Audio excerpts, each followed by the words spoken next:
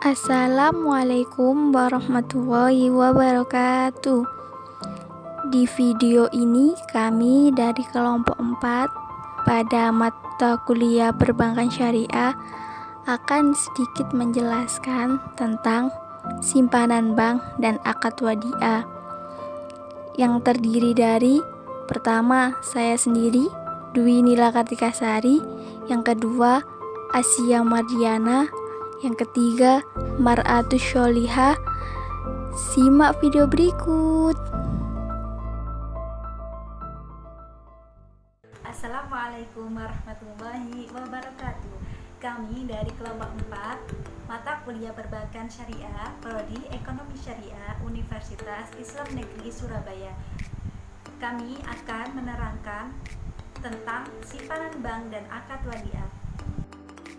Pengertian simpanan bank menurut Peraturan Pemerintah Nomor 9 Tahun 1995 tentang pelaksanaan kegiatan koperasi simpan pinjam adalah dana yang dipercayakan oleh anggota, calon anggota, koperasi atau anggotanya kepada koperasi simpanan tabungan dan simpanan koperasi berjangka. Pengertian simpanan dalam perbankan syariah dan milik usaha syariah adalah dana yang dipercayakan oleh nasabah pada bank syariah atau unit usaha syariah berdasarkan akad wadiah atau akad lain yang tidak bertentangan dengan yang kedua yakni jenis simpanan.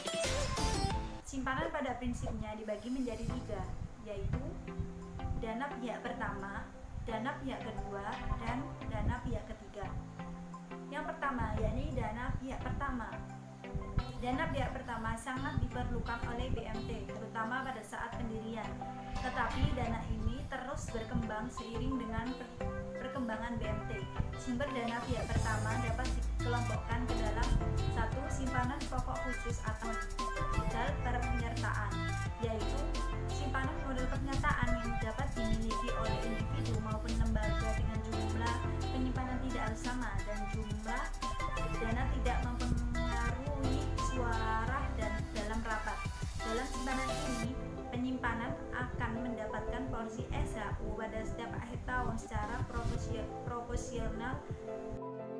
Berikutnya yaitu simpanan pokok. Simpanan pokok dalam simpanan yang dibayar sekali selama menjadi anggota. Besarnya simpanan bergantung dari hasil kesepakatan pengurus dan anggota koperasi. Simpanan tidak boleh diambil sampai anggota keluar dari keanggotaan koperasi. Selanjutnya yaitu simpanan wajib, yaitu simpanan yang wajib dibayar sebulan sekali.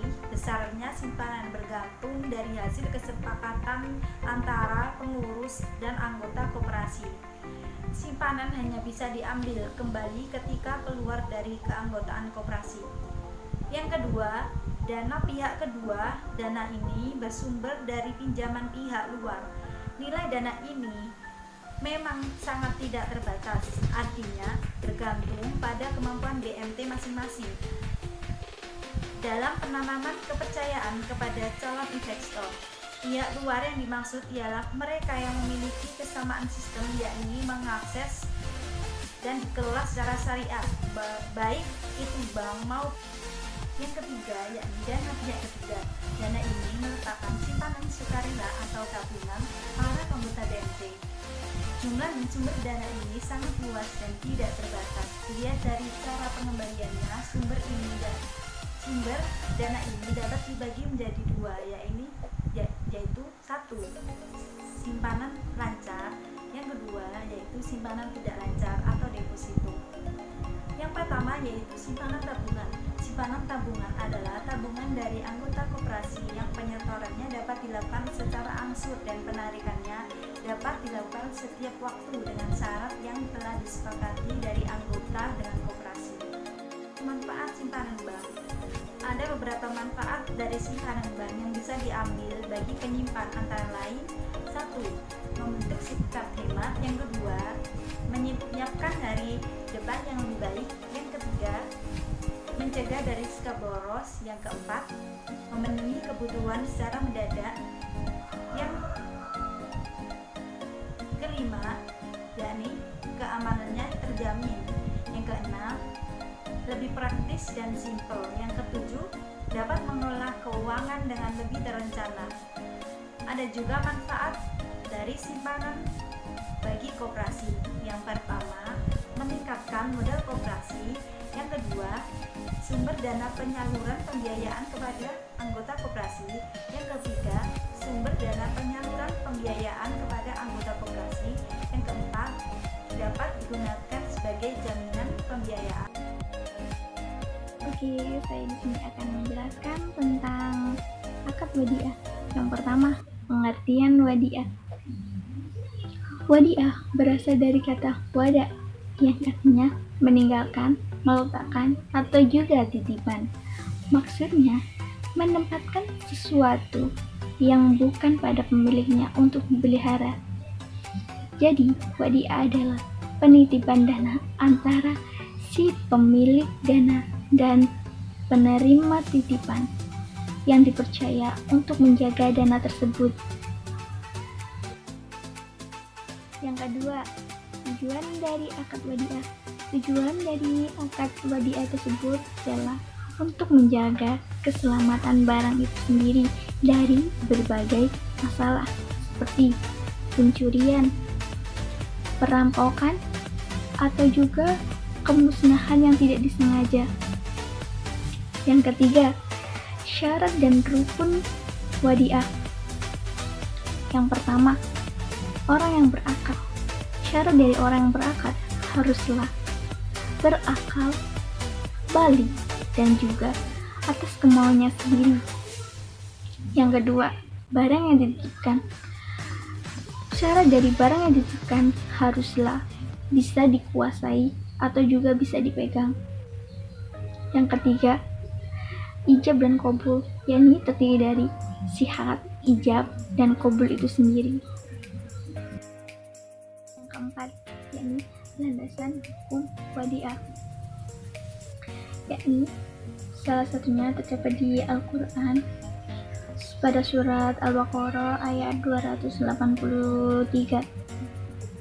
Di situ dijelaskan, menegaskan bahwa orang-orang yang diberi kepercayaan atau amanat, maka mereka harus menunaikan amanat itu sesuai dengan kesepakatan sebelumnya. Begitu juga dengan akad wadiah. Si penerima titipan hendaknya menjaga barangnya dengan baik atau juga dijaga dengan sebaik-baiknya. Harus serta bertakwa kepada Allah Subhanahu wa Ta'ala. Yang kelima, macam-macam akad wadiah dibagi menjadi dua, yakni akad wadiah yad amanah dan yad damanah. Akad wadiah yad amanah ini adalah akad penitipan barang atau uang yang diberikan kepada si penitip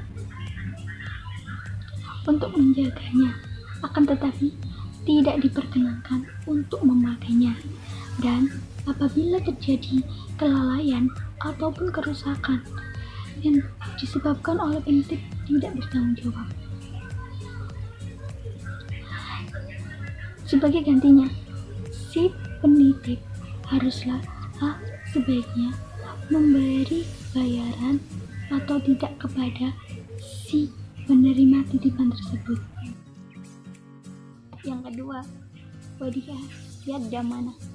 Wadiah ini berbeda dengan wadiah yad amanah. Si penerima titipan di sini boleh menggunakan barang atau uang tersebut, dan sebagai gantinya, pada ketika si penitip mengambilnya, si penerima titipan sebaiknya memberikan imbalan dalam bentuk bonus.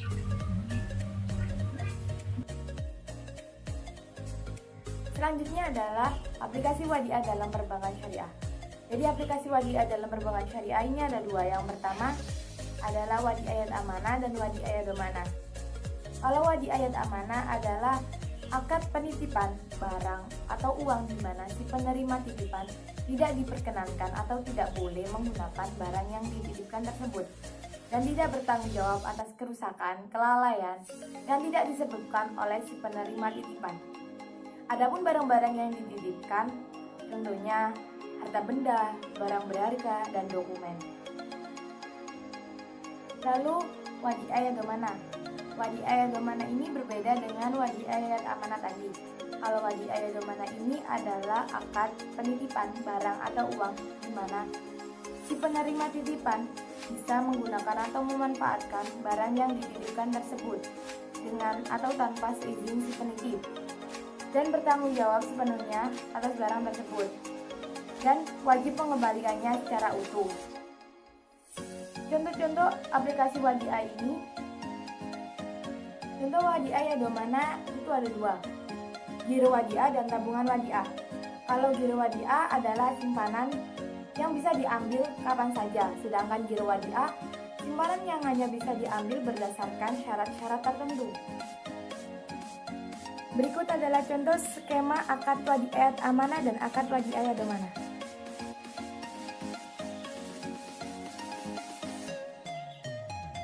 Selanjutnya adalah mengenai fatwa DSN MUI. Berdasarkan Dewan Syariah Nasional nomor 113/DSN MUI/5/2019 tentang pedoman bagi lembaga penjaminan simpanan dalam pelaksanaan, penanganan, atau penyelesaian bank syariah yang mengalami permasalahan solvabilitas, atau nomor 118/DSN MUI/2/2018 tentang pedoman penjaminan simpanan nasabah bank syariah. Selanjutnya, berdasarkan Dewan Syariah Nasional nomor 01/DSN MUI/4/2000 menetapkan bahwa giro yang dibenarkan secara syariah yaitu giro yang berdasarkan prinsip mudharabah dan wadi'ah. Yang terakhir berdasarkan fatwa Dewan Syariah Nasional tentang tabungan, disebutkan bahwa ketentuan umum dengan prinsip wadi'ah adalah tidak ada imbalan yang disyaratkan kecuali dalam bentuk pemberian yang berdasarkan sukarela. Sekian video dari kami. Mohon maaf apabila ada salah kata dan ucapan. Wassalamualaikum warahmatullahi wabarakatuh. Jangan lupa like, comment, share, and subscribe. Terima kasih.